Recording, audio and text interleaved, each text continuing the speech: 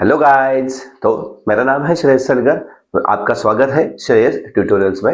Welcome to Shreyas tutorials. तो हम यहाँ पढ़ने वाले हैं 9 to 12 का सिलेबस, मैथमेटिक्स का सिलेबस।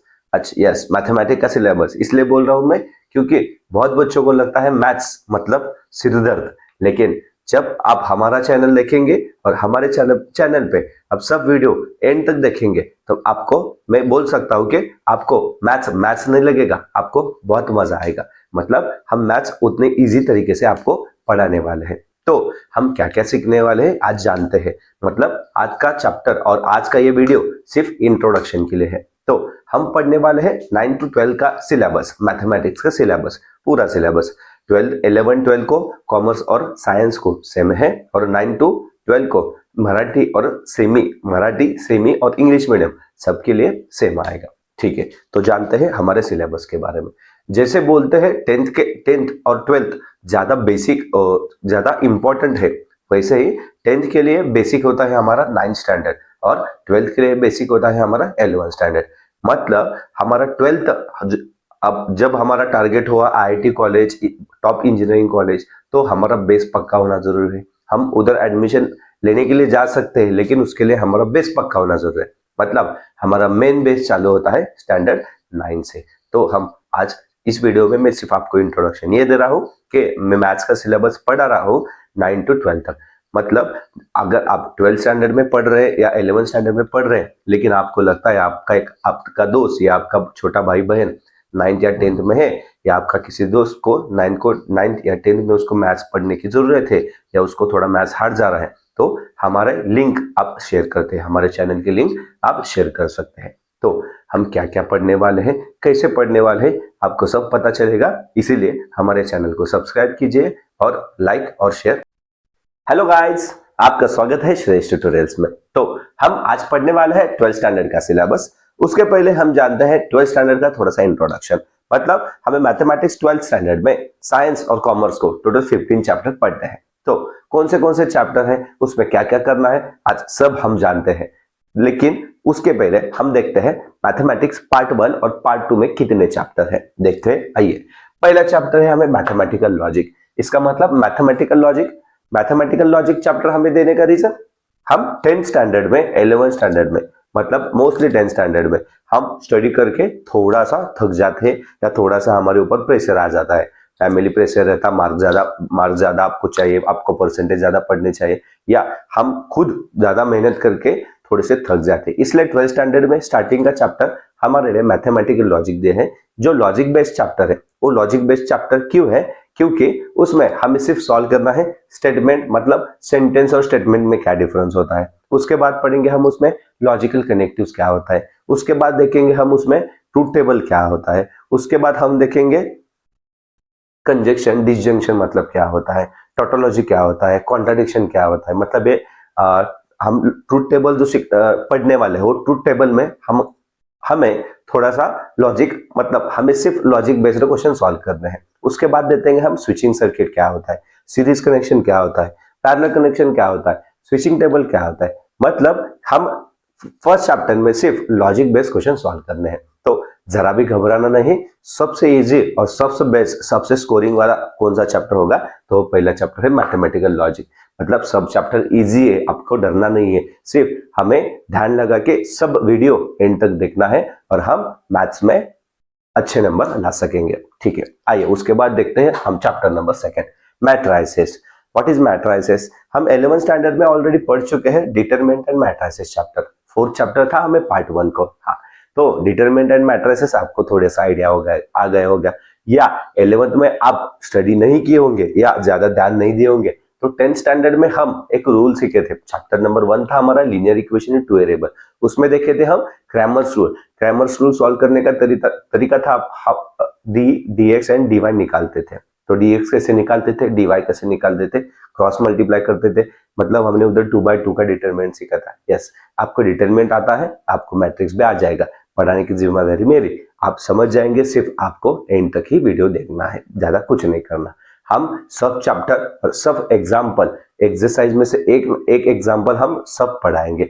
आपको सिर्फ यही ध्यान रखना है कि पूरा वीडियो एंड तक देखना है और उसका मजा लेना है। ठीक है, जानते हैं।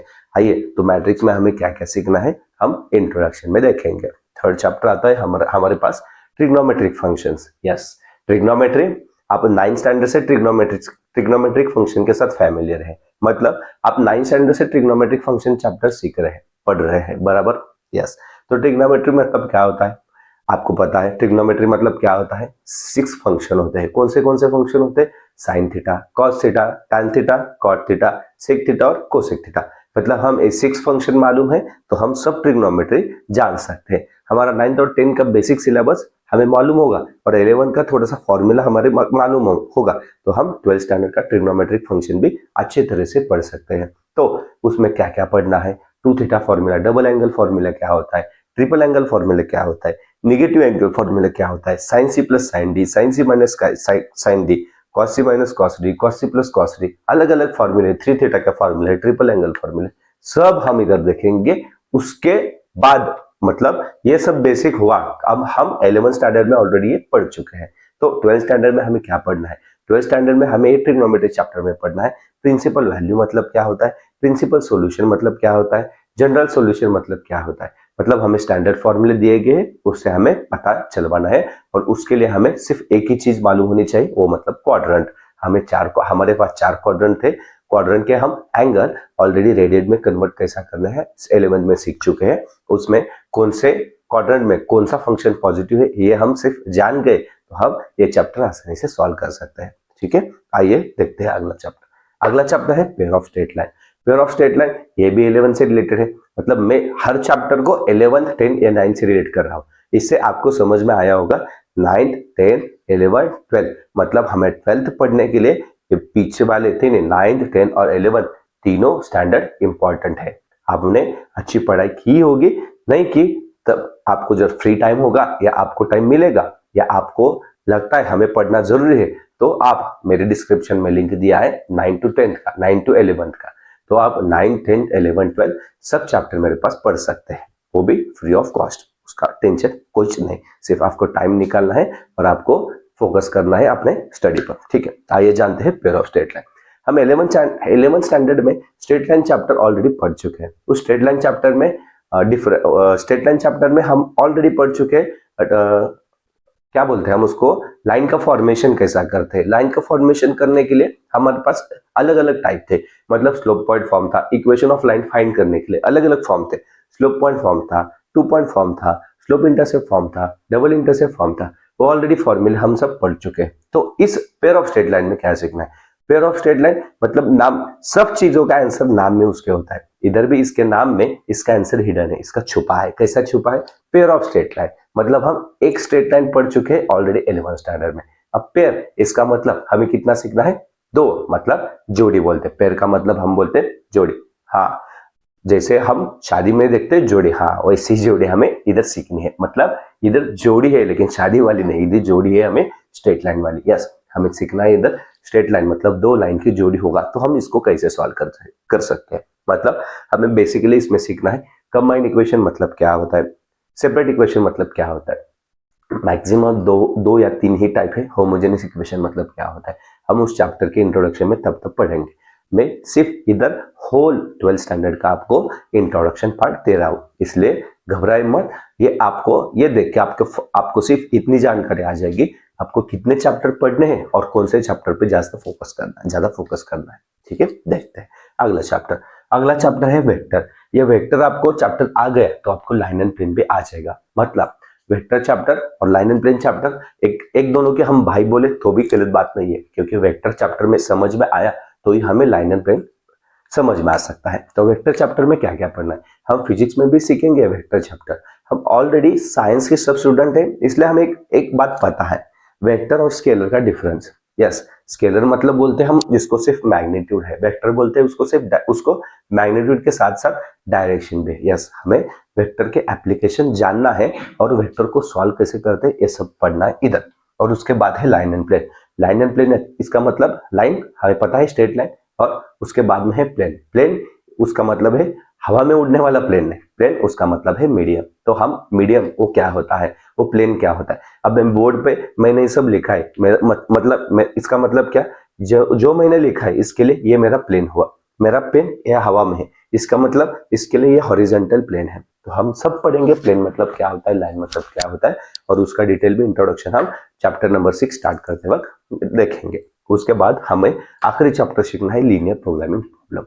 पार्ट 1 का लास्ट चैप्टर है लीनियर प्रोग्रामिंग प्रॉब्लम, मतलब पार्ट 1 में हमें टोटल 7 चैप्टर सीखने हैं, पार्ट 2 में हमें 8 चैप्टर सीखने हैं, टोटल हमारे पास 15 चैप्टर है। तो एलपीपी हम इसको शॉर्ट फॉर्म में बोलते हैं एलपीपी, सबसे अच्छा और सबसे कम मार्क वाला ये चैप्टर है। हाँ, कम मार्क वाला है इसलिए अच्छा लगता है हमें। यस, 4 मार्क के लिए सिर्फ वेटेज है इसका, और उसमें हमें सीखना है ग्राफ क्या होता है, ग्राफ कैसे निकालते हैं, उसके लिए रीजन क्या होता है, पैराबोला रीजन क्या होता है, रीजन अंडर द पैराबोला क्या होता है, इलिप्स शेप क्या होता है, उसका इक्वेशन क्या होता है, ये सब हम पढ़ने वाले हैं।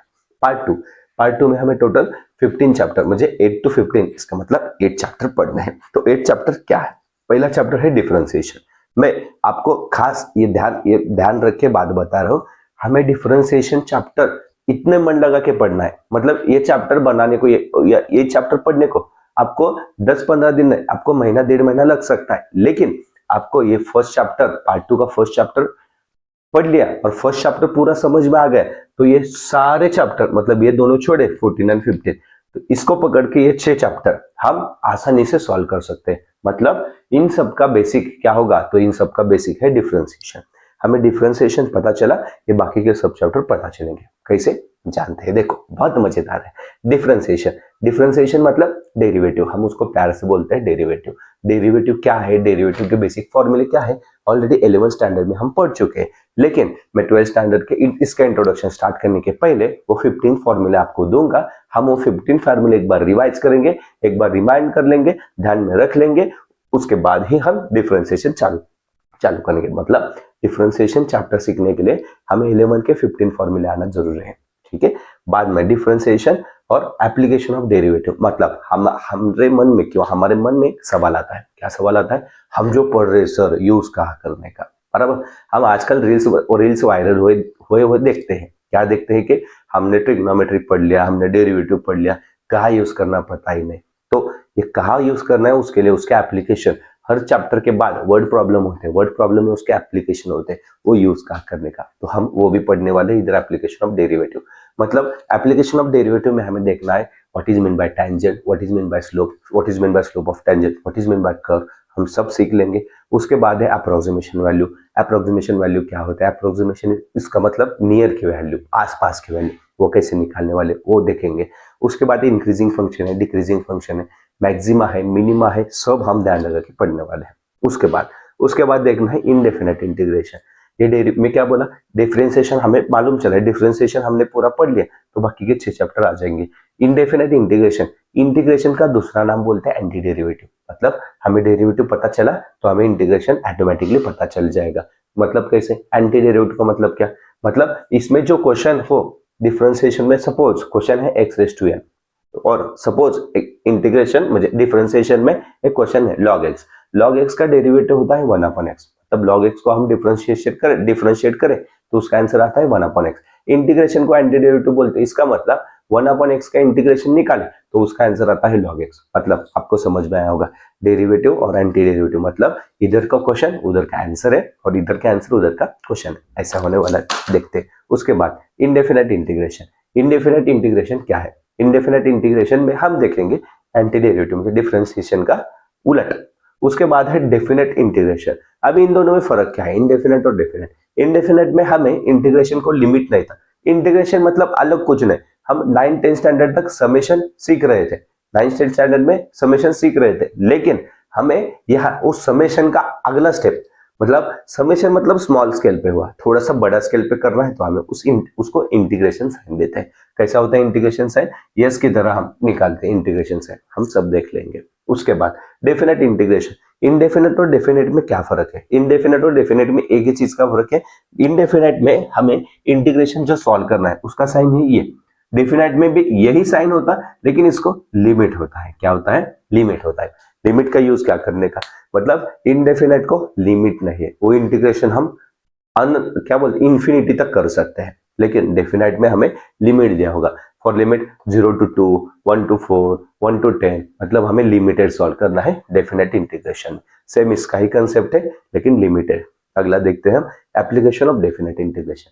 एप्लीकेशन ऑफ डेफिनेट इंटीग्रेशन मतलब ये जो सब पढ़ रहे हैं उसका हमें एप्लीकेशन इधर देखना है। और लास्ट के 3 चैप्टर, ये चैप्टर सबसे इंपॉर्टेंट चैप्टर बोल सकते हैं आप। 13 चैप्टर डिफरेंशियल इक्वेशन, मतलब ये 1 2 3 4 5, ये 5 चैप्टर जो आप पढ़ने वाले हैं ये सबका मिक्सचर इधर आने वाला है हमें डिफरेंशियल इक्वेशन में। मतलब जो ऊपर के 5 चैप्टर है उसकी रिवीजन हमें हो जाएगी डिफरेंशियल इक्वेशन में। मतलब डिफरेंशियल इक्वेशन में हमें डेरिवेटिव भी सॉल्व करना है, इंटीग्रेशन भी सॉल्व करना है, दोनों सॉल्व करना है। कैसे सॉल्व करते हैं हम डिटेल में सीख लेंगे। और उसके बाद लास्ट के 2 चैप्टर, जैसा मैंने इधर बताया था वेक्टर और लाइन इंप्रेस भाई भाई, वैसे इधर प्रोबेबिलिटी और बाइनोमियल ये भी दोनों भाई भाई है। ऐसे भाई भाई प्रोबेबिलिटी डिस्ट्रीब्यूशन हम सीख लेंगे तो हमें ऑटोमेटिकली बाइनोमियल डिस्ट्रीब्यूशन आ जाएगा, कैसे आ जाएगा। लेकिन उसके पहले प्रोबेबिलिटी हम 9th स्टैंडर्ड से सीख रहे हैं प्रोबेबिलिटी क्या होता है। प्रोबेबिलिटी को मराठी में बोलते हैं हम संभाव्यता और बोलते हैं पॉसिबिलिटी। मतलब कैसी पॉसिबिलिटी हमें निकालना है तो हमें क्या पढ़ना है। हम 9th या 10th से क्या पढ़ते आ रहे हैं, हम पढ़ते आ रहे हैं 3 चीजें। एक होता है कॉइन, एक होता है डाइस, एक होता है कार्ड्स। मतलब हम एक कॉइन टॉस किए तो उसके 2 वैल्यू आ सकते हैं, हम उसको सैंपल स्पेस बोलते हैं। 2 बार कॉइन टॉस किया तो उसके 4 वैल्यू आ सकते हैं, सैंपल स्पेस में हम उसकी वैल्यू लिखते हैं। उसके बाद एक डाइस थ्रो किया तो उसके 6 आउटपुट हो सकते हैं, 2 डाइस थ्रो किए तो उसको 36 आउटपुट हो सकते हैं। ये हम सब जान लेंगे और ये हम सब जानते भी हैं। और कार्ड्स टोटल कितने तरीके के होते हैं, टोटल 52 कार्ड्स होता है एक डेक में। मतलब वो हम वेल शफल कार्ड लिए वेल शफल कार्ड लिए तो उसमें 52 कार्ड्स होते हैं। वो 52 कार्ड्स में टोटल 4 कलर के कार्ड्स होते हैं। कौन कौन सा कलर होता है, रेड कलर और द ब्लैक कलर। कलर 2 ही होते हैं, माफ करना, कलर 2 ही होते हैं, टाइप 4 होते हैं। कौन कौन से टाइप होते हैं, कलर 2, कौन सा कलर, रेड कलर और ब्लैक कलर। रेड कलर में हम 2 टाइप जानते हैं, कौन सा टाइप है। फर्स्ट टाइप है हार्ट शेप और सेकंड टाइप है डायमंड शेप। लेकिन ब्लैक में हमें दो टाइप जो मिलते हैं, उसका नाम है, फर्स्ट का नाम है क्लब शेप और दूसरे का नाम है स्पेड शेप। मतलब हमें ये 4 टाइप सीखना है और कौन से कार्ड, कौन से कलर के कितने कार्ड आते हैं और एक कार्ड का कितना टाइप होता है और कितने कार्ड होते हैं, हम वो सब जान लेंगे प्रोबेबिलिटी डिस्ट्रीब्यूशन में। प्रोबेबिलिटी आ गए, उसके जैसा है बाइनोमियल डिस्ट्रीब्यूशन। मतलब हमें ज्यादा इजी वाले चैप्टर देखने होंगे तो होगा probability, binomial, LPP, mathematical logic. ये 4 चैप्टर है, वो 4 चैप्टर ज्यादा से ज्यादा बहुत इजी हो गए। मतलब हमें जब जब लगेगा स्टडी करते वक्त, सपोज आपका 12 का सिलेबस पूरा कवर हुआ है, आपने सब पढ़ लिया, आपको अभी रिवीजन करना है, तो आप क्या कर सकते हैं, आपको रिवीजन करते वक्त कभी कभी आपने हार्ड चैप्टर लिया, आपको बोर लगता है, तो बोर लगे वो दूर करने के लिए आप क्या करने का, ये जो 4 चैप्टर है इसका रिवीजन करने का मतलब आपके अंदर कॉन्फिडेंस भी आ जाएगा और आपको लगेगा यस मैं मैथ्स पढ़ सकता हूँ। यस, तो आज के लिए इतना ही। हम ये 15 चैप्टर का इंट्रोडक्शन जान लिए। अगले चैप्टर में अगले वीडियो में मैं आपके लिए लेके आऊंगा मैथमेटिकल लॉजिक का इंट्रोडक्शन। मतलब मैथमेटिकल लॉजिक क्या है, क्या पढ़ना है।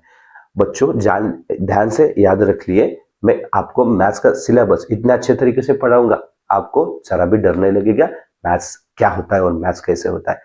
सब चैप्टर पढ़ने के पहले कंपलसरी में इंट्रोडक्शन देने ही वाला हूं, इसलिए बिना इंट्रोडक्शन से हम चैप्टर नहीं स्टार्ट करेंगे। इंट्रोडक्शन देने के बाद आपको वो चैप्टर कितना और इजी लगेगा वो आप जानेंगे। यस, वीडियो अच्छा लगा तो सब्सक्राइब कीजिए और अपने दोस्तों में शेयर कीजिए, लाइक करना मत भूलना। धन्यवाद।